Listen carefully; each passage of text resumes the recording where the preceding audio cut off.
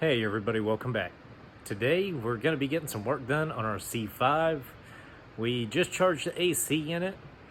We have to address a couple little things. Today the biggest thing we're going to try to tackle is our headlight motor and see why it keeps doing the weird winking thing. When you turn it on or off, sometimes it'll bounce a couple times before finding its position. And that's just kind of annoying. So this is what I was telling you about with the headlights. Flip them on, no problem.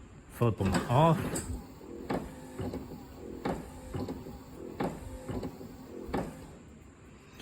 Not sure what that's about, but we are going to replace the motor. Actually, this one didn't seat all the way this time. Kind of weird. So to get to this, what I like to do is you take out 3 Phillips. There's one right here. 2 on this other side, back on here.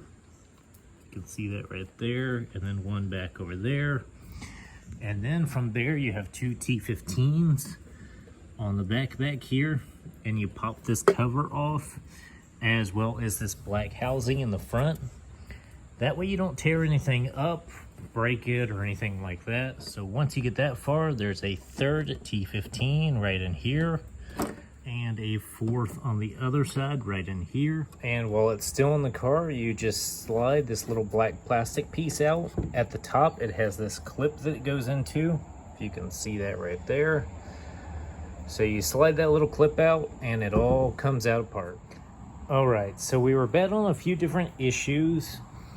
We actually have some bump stops in here. If you can see these 2 little yellow pieces right there. And there's another one below that, even more down there. So as it flips around, the little bar catches on either side and stops it when it's either up or down. The problem is our bump stops are either a little bit torn up, or these aftermarket headlight motors are a little off. So what was happening is our bar was actually missing the bump stops, sliding off the end of them, kind of tearing up the bump stops a little bit, and they would keep on going. It would never actually hit that point to tell it to stop. It would just continue until the motor reaches its end and then winds back. But what we did is we took some washers in here and we shimmed it just a little bit, if you can see that right in there. So we took 3 washers and shimmed each bolt out. That way it pulls the motor out a little bit enough. That way our bar catches the bump stops and our headlights will actually work going up and down like they're supposed to. The other issue we ran into with this aftermarket headlight motor, which is weird because it's actually a somewhat quality part. As you can see this right here. But our wiring was actually backwards on it. So instead of going black to black, we ended up going black to red and red to black.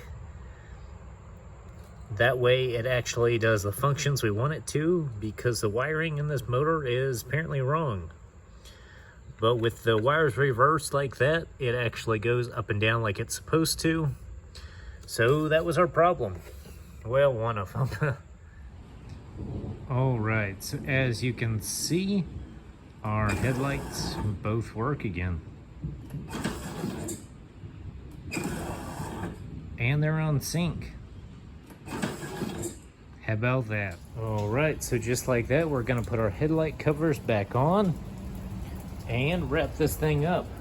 Alright, so we got all the screws in it, we got it all buttoned back up. If you line everything back up, you can kind of tell where the outside outline of the screws and bolts go.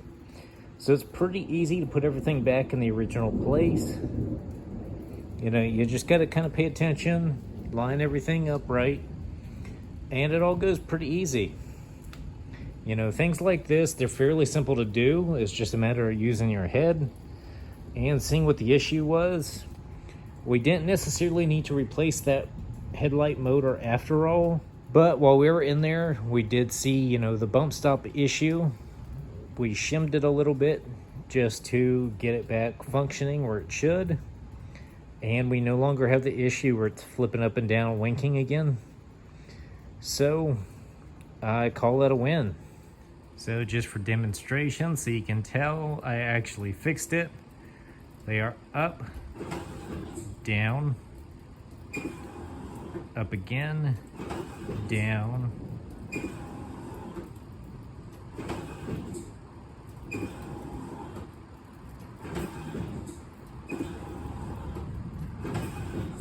So I consider that a win today with our C5 getting that headlight fixed. It's been one of those annoying things for probably, 8 months or so, a little bit before the move. And we just haven't really had time to mess with it, haven't really wanted to. But that's the kind of things I plan on addressing over the coming weeks. Getting a few things like that done. And just kind of being able to cruise, start some new projects. Which I got a few good ones planned for you guys, but we'll have to wait and see. So I think we can all agree, us 90s babies, these C5s were pretty much the car when we were kids.